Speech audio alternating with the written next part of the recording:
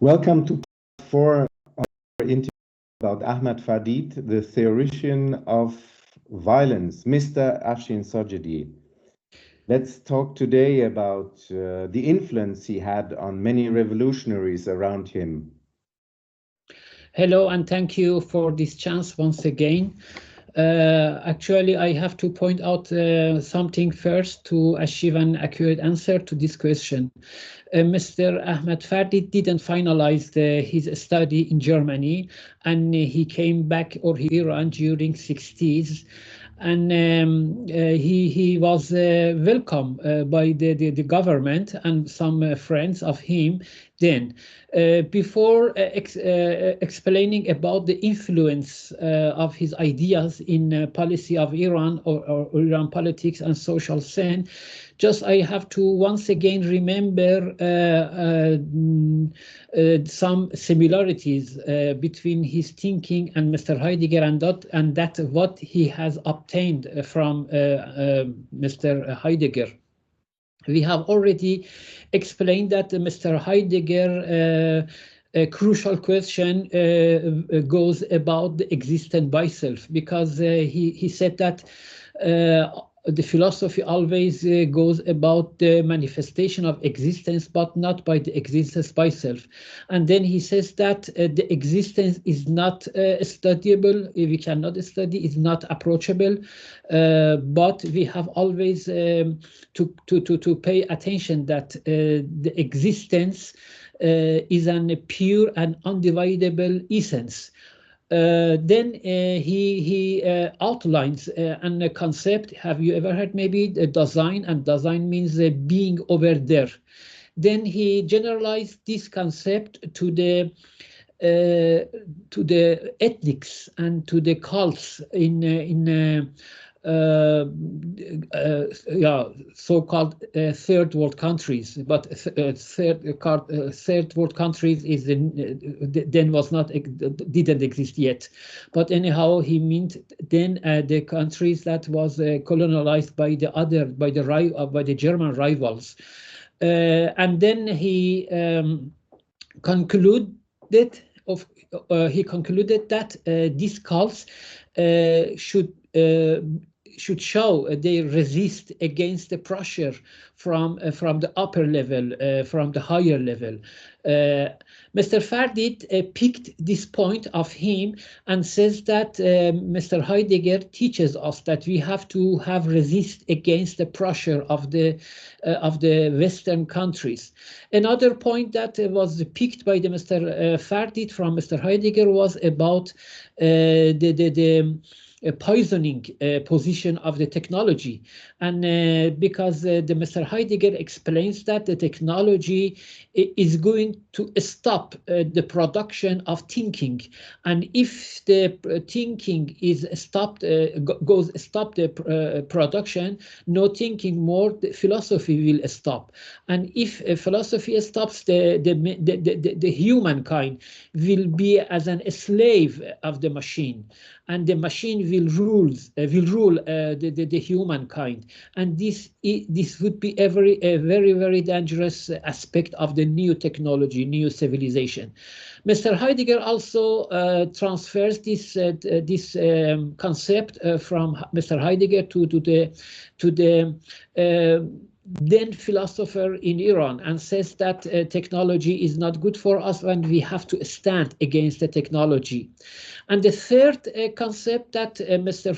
Fardid picked up from Mr. Heidegger was the idea of last days, the apocalyptus idea that Mr. Heidegger has concluded that because of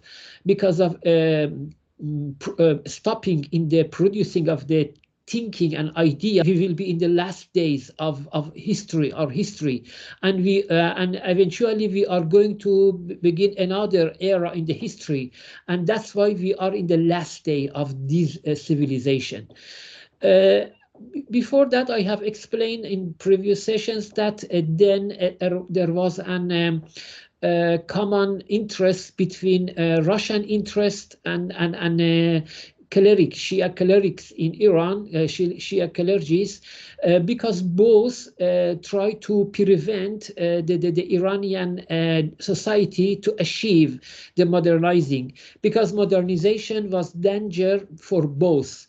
So to pose to confront with this danger, the Russian officials and the Iranian, that Shia clergies, they were in the same front. Modernizing of the society for Russia meant the modernizing of an army, a new army and modernized army, and this would be very dangerous for Russia. And as I will explain later in this session or another session, too many of the high-ranking officers, Iranian officers and generals, were executed in the first hours after the revolution, suspecting that they were conducted by the Russian influencers within the revolutionaries.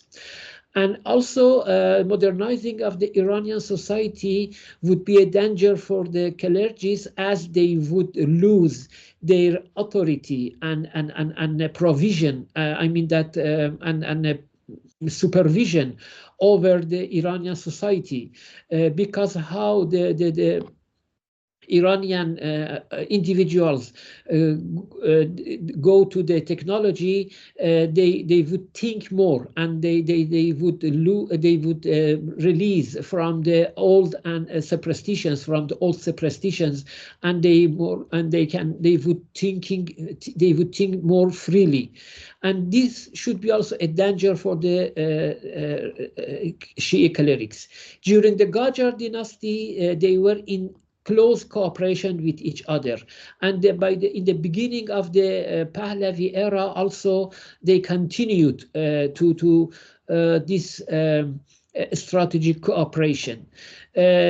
That's why when the Mr. Fardid explained and posed his idea, for the society of then was a little bit familiar, because we know that all the intellectuals of then, they were also they came from the traditional families, and most of them from the clerics families also. For them, the things of the Mr. Heidegger and Mr. Fardid was not strange. They were familiar before that, and when now they see that, they are confronting and they are finding the things that they had escaped for, and for them was very important and was very, very interesting. But what is a dilemma is that how the leftist groups that usually they have to be against the religion and against the superstitions and against the religious beliefs, how they cooperated with this method of thinking. It cannot interpret it beside that there was an organized cooperation and organized cooperating between the religious forces, the religious clergies, and the leftist groups like Tuda party. When Mr. Fardid went back to Iran, he receives a position in the television. First he could obtain an honor doctorate in Tehran University without any university diploma. So he became doctor and honor doctor in philosophy, and as I know, this was due to efforts of Mr. Professor Fazlullah Reza and also Mr. Professor Nasr. Mr. Professor Nasr then was also the head of the Royal Association of Iranian Philosophy or Philosophers, was new founded under supervision of the office of the Queen. In this case, Mr. Fardid could also find a position in this valuable society, and his idea found too many audiences against the universities and among the universities and among the students, among the Iranian intellectuals. As you know, and you have all myself explained the previous time, he invented an special term, West-toxification, and yes, that term up, yes. Yes. Or gharbzadegi. Yeah, or gharbzadegi. Of course, I have to point out that Mr. Fardid wrote never something. Always he taught his ideas orally. But one of his most famous students, Mr. Jalal Ahmad, wrote a book in Persian, gharbzadegi, West-toxification, and it means kind of poisoning in Persian. This expression shows and indicates to some of poisoning, that we have to avoid that. Yes, and poisoning of the minds of the Iranian people by Western influence, right? Yes, by Western influence, exactly. Because anyhow, the modernizing was involved with looking toward the West. And also we know that the technology was involved with the other concepts like individualism, like liberalism, like freedom, like human rights, for example. And all of them, these people, they try to show as an negative aspects of the West. And this was in a line with the Russian position then. So it seems now that the Russia then played with two truths, two cards. One of them was the obvious and clear, I mean, that has communist parties, and one of them was the religious. Because now we can see that then two of the religious leaders that later became the revolution leader, they took part in the, for example, international socialism, international socialism gatherings, or they were always invited by the party of by the North Korean Labor Party, or the communist parties in Cuba or in other communist countries. However, they were Muslims, and they were, I mean, that very fanatic Muslims as well, but they were always invited. They were an fixed guest, and always was a very good relation with these parties. So are you saying that there's kind of an alliance between them, like a common foe, a common enemy unites them? I think that should be more than alliance against common enemy. Actually, I see no independency for the religious forces. I think that, as I have already explained, they were an truth, they were an card for the Russian policy. But first we have to pay attention that, or we have to note that communism by itself was not an Russian originated idea. I think that in my idea, the communism was just an close and a tool for arising the Russian expansionism against the West. Because we see that during the communism, 70 years of the ruling of communism, the expansionist policy, the long expansionism strategy of Russia never be changed.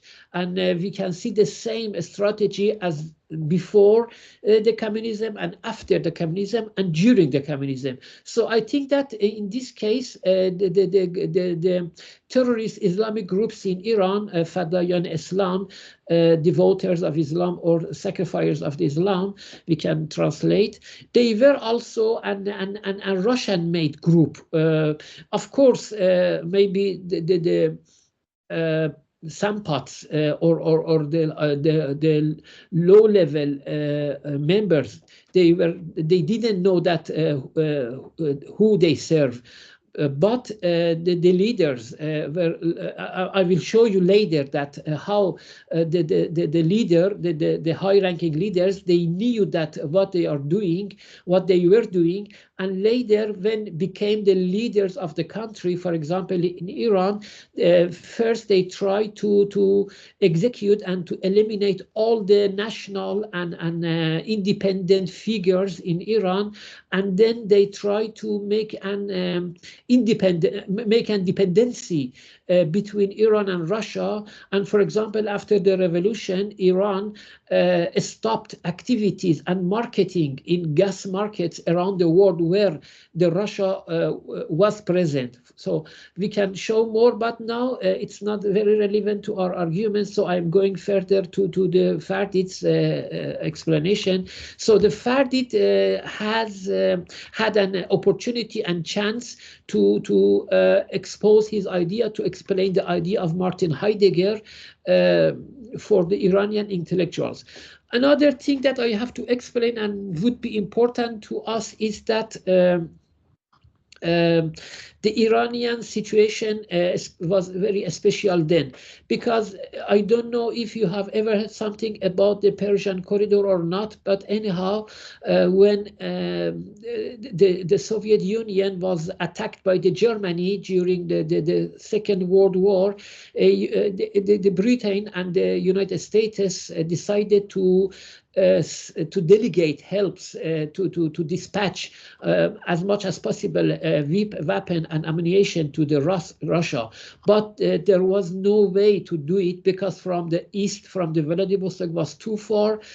From Europe was all of them was under German forces, and Turkey was also neutral and had a very big, very powerful army to grant this neutrality. The only way that they could send the army, the help to Russia was via Iran. That's why together they attacked to Iran and they occupied the country within few days.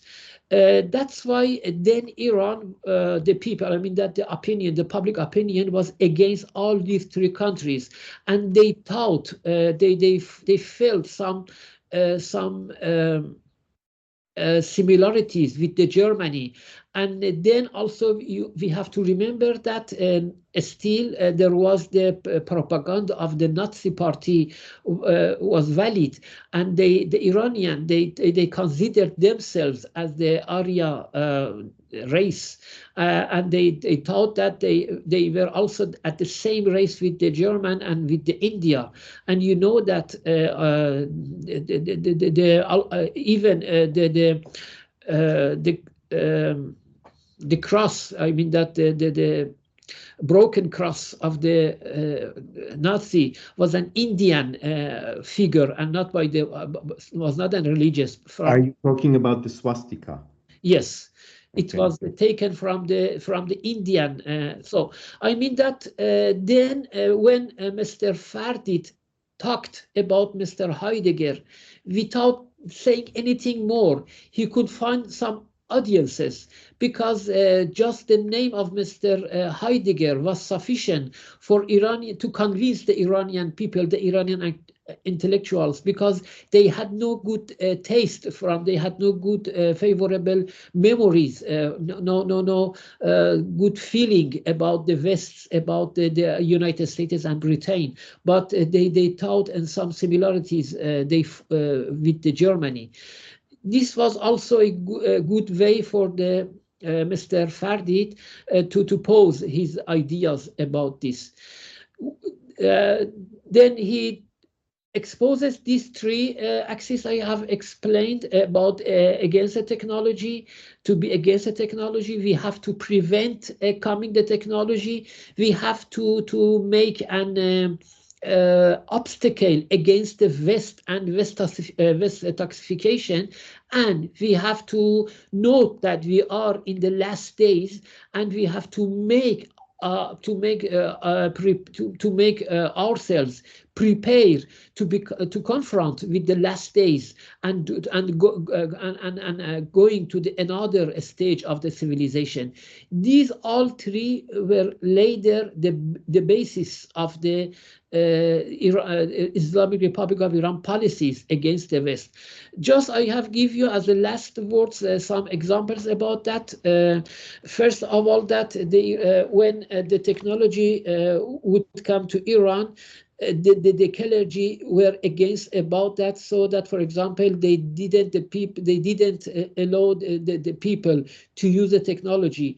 Most of the religious people, they didn't use television, they didn't use the telephone, they didn't use the train even, and they said that even they didn't use the light, the artificial light, and they said that it would be an radiation of the Satan and can be harmful for the women and girls.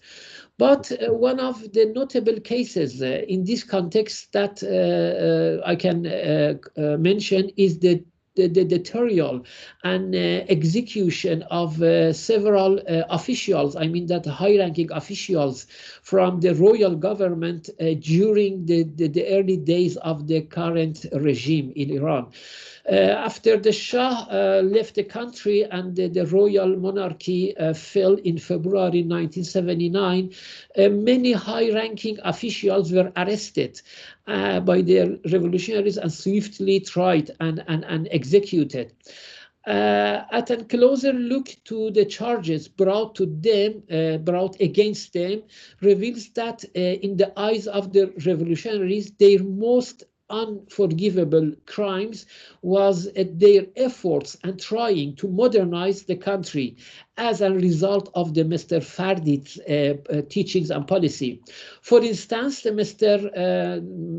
Khalatbari, the Minister of Foreign Affairs, was executed solely for signing a contract with the German company Siemens to establish a nuclear power plant for electricity production. The project originally budgeted under $4 billion was meant to construct Bushehr nuclear power in southern of Iran. But ironically, the Islamic regime later handed this project to Russia, as you know, maybe for completion at the cost of $10 to $11 billion. Similarly, the mayor of Tehran was executed because of his efforts to implement urban renovation and modernized projects in Tehran. But another striking example is the case of the minister of the Mr. Shoja, Sheikh al-Islami, the minister of the health. And his crime, what was his crime? Just attempting to computerize the healthcare system of Iran. And more intriguing aspect of this story is how the minister narrowly escaped a certain death. His wife, in her memories, recounts that in efforts to save the life of her husband, she approached to one of the high-ranking clerics who also taught in theology in the university. The cleric, however, was tough and harsh against her and said that her husband serving as a minister in the previous regime deserved execution. Undeterred, she left, but she came back a few weeks later. But this time it became known that she was a sister of, I mean that the minister's wife was also the sister, actually one of the sister of one of the well-known leftist figures and high-ranking officials of the party today, who was also and famous writer and translator, author and translator. Upon learning this, the cleric attitudes changed, and he remarked that why you didn't say that you are the sister from this member of the party, because we have more respect for him. Eventually, this revelation led the minister's death sentence and being commuted to life imprisonment. But after 5 years, ultimately he could leave. He could leave the prison and be free. This is, if you remember, this could be an interpretation, what I have already explained in the beginning of these sessions about the unholy alliance, a strategic alliance between left and I mean that it was coded in the words of the king. If you remember that unholy alliance between red and black. If you remember, and but really the red was the left and black was the Islamist, and they were in an unholy strategic alliance, and it would be a good example of this alliance. Of course, there is to influence, but I think that now our time is now approaches to be ended. Thinking. Yes, definitely. You have been giving us rich information, and we definitely need a fifth part where we can pick up on more examples, Mr. Sajedi. Will you give us some more names and institutions which nowadays might be influential in the Islamic Republic of Iran and propagating the ideology of Fardid under the face or under the mask of Islam? Of course. Thank you so much. You're welcome.